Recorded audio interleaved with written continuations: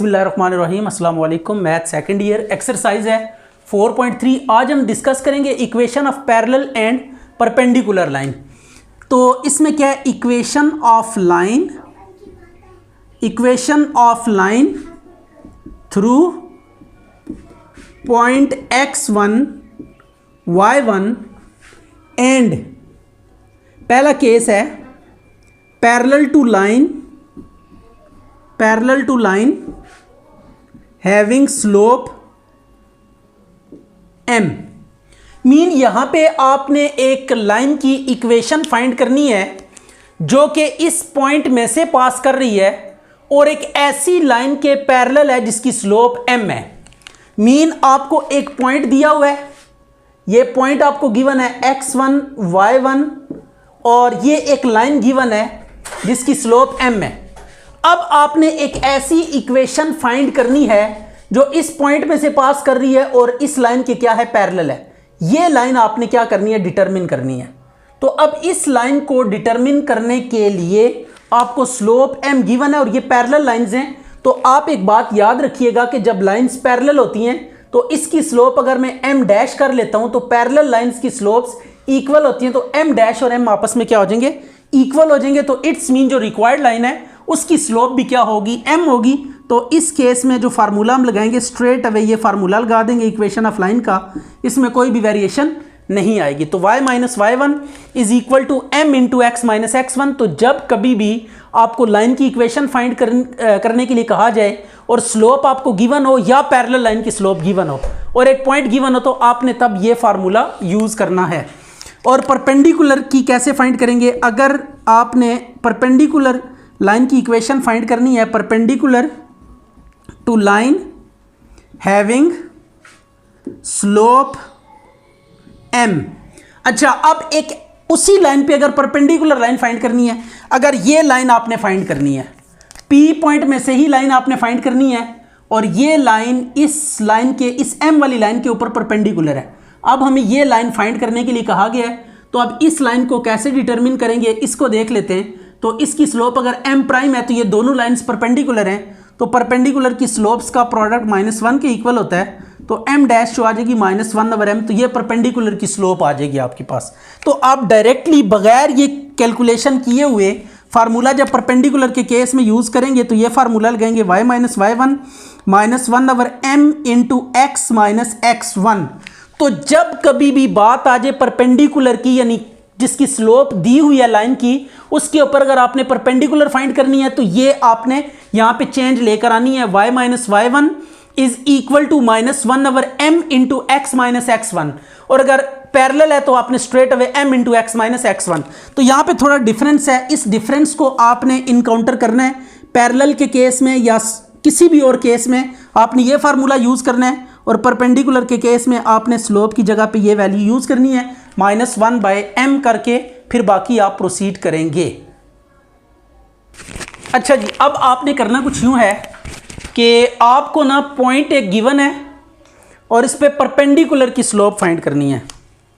Right हो गया, perpendicular की स्लोप, ये पॉइंट आपको गिवन है और परपेंडिकुलर लाइन है जिसकी स्लोप आपको गिवन है। ये आपने परपेंडिकुलर लाइन की इक्वेशन फाइंड करनी है, ये स्लोप आपको गिवन है, इस पे परपेंडिकुलर लाइन की इक्वेशन। तो परपेंडिकुलर लाइन की इक्वेशन का क्या फार्मूला है, equation of line through point आपको दिया हुआ है -4 -6 एंड परपेंडिकुलर टू लाइन, बस हैविंग स्लोप ये दी हुई है।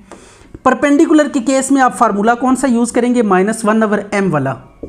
राइट हो गया, बाकी तमाम चीजें एज इट इज रहेंगी। m की जगह पे -1/m लिखेंगे और इससे क्या करेंगे, आप इक्वेशन ऑफ लाइन फाइंड करेंगे। तो y1 की वैल्यू -6 -1/m -3/2 x -4, तो यह आ जाएगा y + 6 2/3 x + 4 3y + 18 2x + 8। तो अब इसको रीअरेंज कर लें, आपके पास इक्वेशन आ जाएगी और यही इक्वेशन हमने फाइंड करनी थी। -18 + 8 इज इक्वल टू 0, तो 2x - 3y - 10 is equal to 0। अब यहाँ पे कह रहा है कि इक्वेशन ऑफ लाइन फाइंड करनी है इस पॉइंट में से और पैरेलल टू लाइन है। ठीक है। तो पैरेलल टू ये स्लोप आपको दी हुई है m इज इक्वल टू -24, तो ये पैरेलल का केस है। तो इक्वेशन ऑफ लाइन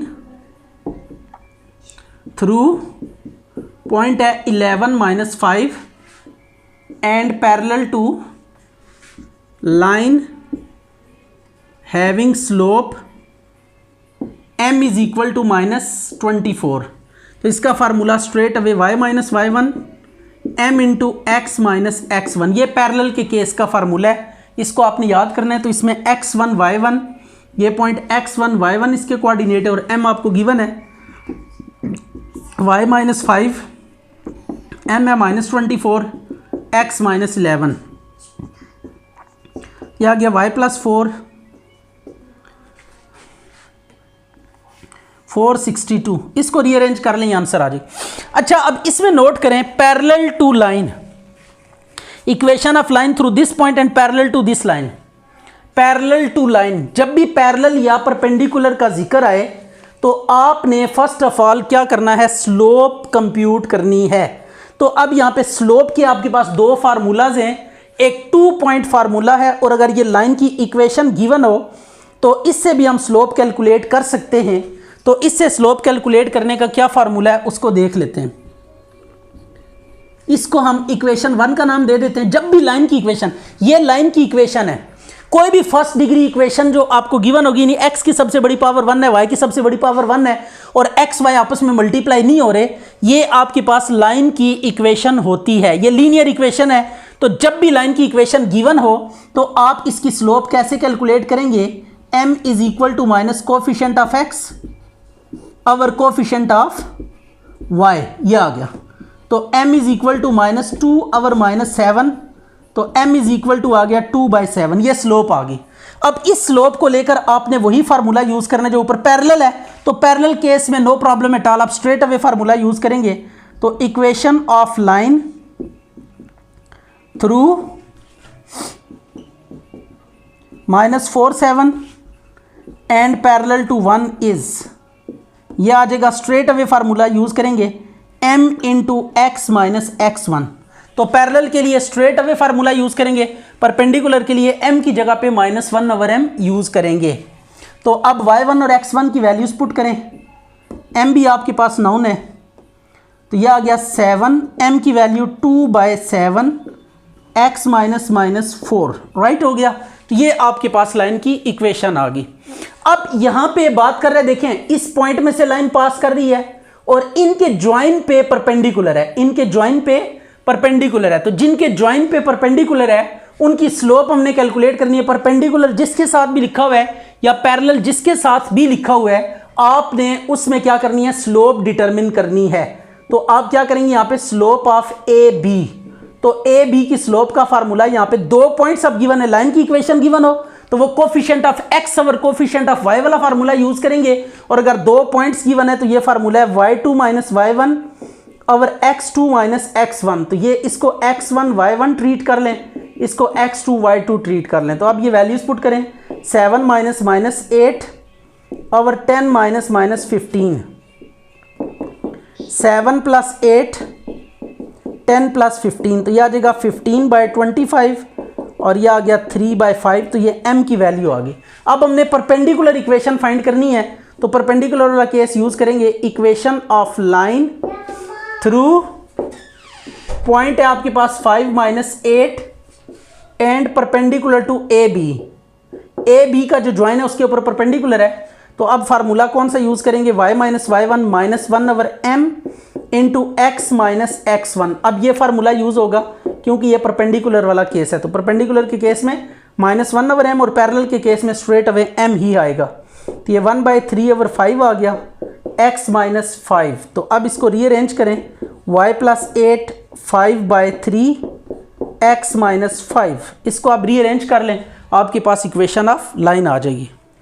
सर इन दो की स्लोप फाइंड करेंगे, बाइसेक्टर इक्वल पार्ट्स, तो मतलब मिड पॉइंट फाइंड करेंगे। बाइसेक्टर क्या होता है, बाइसेक्टर आपके पास होता है कि अगर ये आपके पास कोई लाइन सेगमेंट है, जैसा कि ए और बी 2 पॉइंट्स दिए हुए हैं, तो ये एंड पॉइंट्स हैं लाइन सेगमेंट के, ए है और ये बी है। तो अब बाइसेक्टर क्या होगा, एक ऐसी लाइन होगी जो इसके मिड पॉइंट में से पास करेगी, राइट। तो ए बी का मिड पॉइंट फाइंड करेंगे। एक तो मिड पॉइंट जो लाइन हमने डिटरमिन करनी है वो परपेंडिकुलर बाइसेक्टर है। बाइसेक्टर मीन मिड पॉइंट में से गुजर रहा है और परपेंडिकुलर का मीन के इसके ऊपर परपेंडिकुलर यानी 90 का एंगल बी बना रही है। तो ये लाइन हमने फाइंड करनी है। तो इन दोनों का मिड पॉइंट फाइंड करेंगे तो पॉइंट आ जाएगा इस रेड वाली लाइन का। और आप स्लोप कैलकुलेट करेंगे तो आपके पास परपेंडिकुलर वाला केस यूज करके, क्योंकि परपेंडिकुलर बाइसेक्टर, तो परपेंडिकुलर वाला केस यूज करके इक्वेशन फाइंड कर लेंगे। पहले हम ए बी की स्लोप डिटरमिन करते हैं। परपेंडिकुलर या पैरेलल का जिक्र जब भी आप सुने एकदम आप क्या कैलकुलेट किया करें, स्लोप कैलकुलेट किया करें। राइट हो गया। तो ये परपेंडिकुलर का जिक्र सुनते ही आपके कान खड़े हो जाने चाहिए और आपने एकदम क्या करना है, स्लोप फाइंड करनी है। तो 8 - 5 9 - 3/6, तो m इज इक्वल टू 1/2 आ गया। राइट। अब हमने मिड पॉइंट फाइंड करना है बाइसेक्टर के लिए। Mid point of A B is, तो मिड पॉइंट का फार्मूला आपने पढ़ रखा है x1 + x2 डिवाइडेड बाय 2, यानी x कोऑर्डिनेट्स को ऐड करके 2 पे डिवाइड करना है और y कोऑर्डिनेट्स को ऐड करके 2 पे डिवाइड करना है। तो mx1 कितना है, 3 + 9/2 और 5 + 8 डिवाइडेड बाय 2, तो ये आ जाएगा m 12/2 और 13/2। तो m इज व्हाट, 6 आ गया और ये 13/2। तो ये आपके पास देखें स्लोप भी आ गई और पॉइंट भी आ गया। अब इस पॉइंट से परपेंडिकुलर वाला केस यूज करते हुए तो अब इक्वेशन ऑफ लाइन थ्रू ये बाइसेक्टर की वजह से mid point 13/2 and perpendicular to A B, तो परपेंडिकुलर वाला केस है तो फार्मूला परपेंडिकुलर वाला यूज होगा, -1/m यूज करेंगे इधर, x - x1। अब x1 y1 की वैल्यूज यूज करें, y - 13/2 -1/m की वैल्यू, m की वैल्यू 1/2, x - x1 की वैल्यू 6, तो y - 13/2 ये -2 आ गया, x - 6। अब इनको मल्टीप्लाई करके सिंप्लीफाई कर लें, you will get the required result. अच्छा जी, अब आपने दो लाइंस फाइंड करनी है जो कि आपस में क्या है, पैरेलल हैं। दो लाइंस फाइंड करेंगे जो कि आपस में क्या है, पैरेलल हैं। ये दो लाइंस आपने फाइंड करनी है। These two lines are parallel to each other. Right हो गया। और ये दोनों लाइंस परपेंडिकुलर है। गिवन लाइन है आपके पास, इसके ऊपर ये जो लाइन गिवन लाइन है ये आपके पास परपेंडिकुलर है इन दोनों लाइंस के ऊपर। राइट हो गया। तो ये 1 वाली लाइन है, इक्वेशन 1 वाली, ये परपेंडिकुलर है इन दोनों के ऊपर, इस लाइन के ऊपर भी परपेंडिकुलर है, इसके ऊपर भी। अब जो दूसरी इंफॉर्मेशन गिवन है कि ये लाइंस x और y एक्सिस को क्या करेंगी, इंटरसेप्ट करेंगी। ठीक है। तो जहां पे x और y एक्सिस को इंटरसेक्ट करेंगी वहां पे इनके जो इंटरसेप्ट्स हैं, ये सपोज कर लें x इंटरसेप्ट है एक का, तो इसको अगर हम लिखें तो ऐसे लिख सकते हैं, यहाँ पे x कोऑर्डिनेट की कुछ ना कुछ वैल्यू होगी और x एक्सिस के ऊपर y कोऑर्डिनेट क्या होता है, 0 होता है। और इसी तरह ये जो लाइन है ये y एक्सिस को कट कर रही है, तो y एक्सिस पे अगर आप नोट करें तो इसकी वैल्यू y कोऑर्डिनेट की कुछ ना कुछ होगी और x कोऑर्डिनेट y एक्सिस पे क्या होता है, 0 होता है। पूरे x एक्सिस के ऊपर y 0 होता है और पूरे y एक्सिस के ऊपर x 0 होता है। तो अब ये x 0 होगा, y कुछ ना कुछ होगा, इधर x की वैल्यू कुछ ना कुछ होगी, y क्या होगा x एक्सिस पे। तो ये इंटरसेप्ट्स हैं। इन इंटरसेप्ट्स का जो प्रोडक्ट है वो 3 के इक्वल दिया हुआ है। इन इंटरसेप्ट्स का जो प्रोडक्ट है, ये एक ही लाइन के दोनों ले सकते हैं या डिफरेंट लाइंस के ले लें, नो प्रॉब्लम एट ऑल, क्योंकि ये पैरेलल लाइंस हैं।